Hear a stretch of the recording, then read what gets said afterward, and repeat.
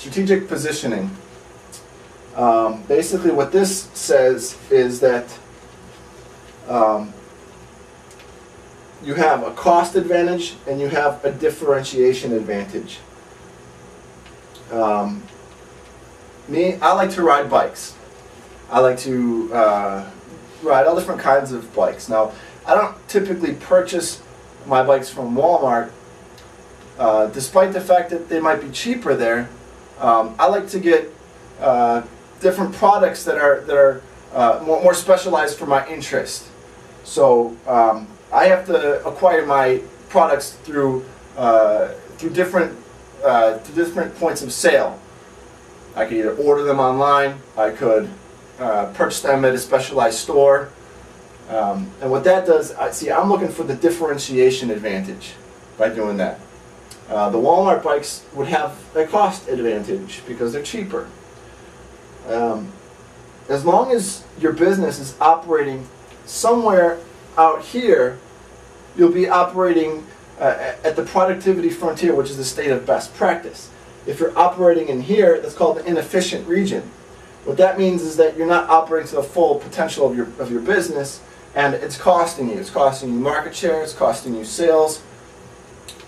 You have to strive to get out to this best practice out here, because I mean that's how you're going to get, you're going to grow your sales. This is a strategic move. So what do? Do you lower the cost of your production? Is there any ways you can cut costs that you can make it more efficient to produce your product and price it competitively? Or can you differentiate more? Can you make, I don't know, a bike that has, 3 wheels or something like that that's not so common? Okay, so then maybe that would be out here because there's not so many companies that produce these 3-wheel bikes. Just an idea. Truly global companies take this model into consideration every market they operate in or are considering. Again, this is something that you need to consider in every market.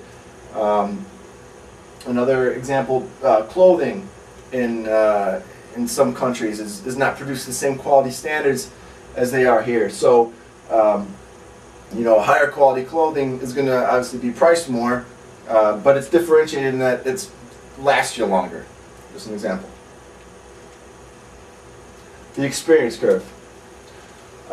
This was originally found in the airline industry, and it basically goes that the first plane that Airbus made cost a given amount of money. The fourth plane cost them half as much money to make, or cost 80% of the cost of the first plane. The 8th plane cost 80% of the 4th plane, and so on down the line. And basically what it means is that the more that you produce your product and the more that you operate in these new markets, you will start to reduce your costs, down the line. Basically, this is unit costs, this is accumulated output. The more you produce, the more you're going to save. That's the basic idea of that. It comes down to learning builds value in companies. I would even take this one step further, and again, this is just my speculation on this, is that when you start doing market entries, if you're considering doing one market at a time, maybe your first market entry, it's difficult to get your product there. You're going to run into challenges that are unfamiliar if you've only been operating in one country in your home market. Maybe your second market entry, you're going to learn a little bit more, and you're going to figure out, okay, well, these are the kinds of issues that I might run into. There'll always be surprises, but maybe by the time that you enter into your 6th or 7th market, you got it down. You know what to expect. You're in unfamiliar territory, but you know the kinds of issues that would come up in entering into markets and global, growing your global brand. Mass customization. Now this graph actually, a lot of the business books that talk about global business position global companies here. And what this is, these two things, I don't know if you can read it. Cost pressures and pressures for local responsiveness. Okay, so why do people go global? They want to reduce costs. That's one thing.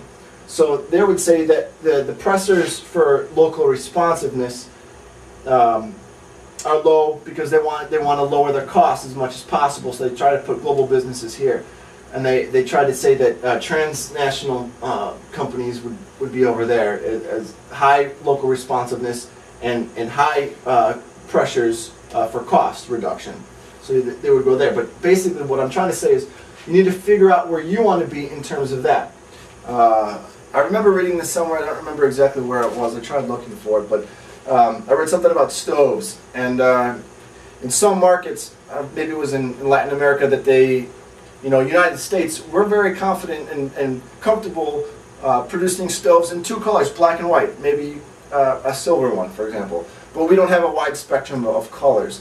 In some countries, they might like to have a selection of colors that they can get for their stoves. So, being an American manufacturer of stoves, we go and we sell, black and white stoves to this market, and we wonder why they're not selling. Well, they're not selling because that market likes different colors so they can match their kitchens. Okay? So pressures for local responsiveness.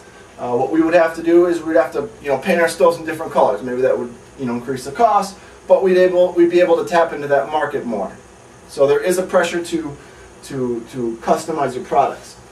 That's what mass customization is. Obviously, the pioneers in this arena today are Dell computers. They're the ones who did perfected mass customization.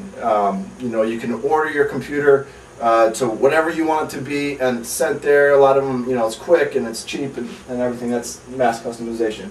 Economies of scale pressure companies to streamline their production. We want to make our stuff hot off the line, fast, cheap. We want to make it, as efficiently as possible. Local tastes pressure companies to tailor their goods for their particular market of interest, and you need to be, where do you want to be in that? You have to figure that out. Okay, renewal cycle. I actually got this graph from Nadler, which is he wrote a book on change. Some people think that the renewal cycle is only 4 stages. This one talks a little bit more. It basically goes recognizing the change imperative, developing a shared direction, implementing change, consolidating change, and sustaining change. This is assessment and learning, and this is external forces that pressure down on that. And he uses it for a model of change. That's what he's all about. I feel that this really addresses global businesses, and not only that, local markets. So technology, for example, countries that are new to develop certain technological breakthroughs, where are they in recognizing the change imperative? Okay, so maybe in some markets, they don't have copper lines laid out everywhere. So maybe it's more efficient for them to produce fiber optic networks.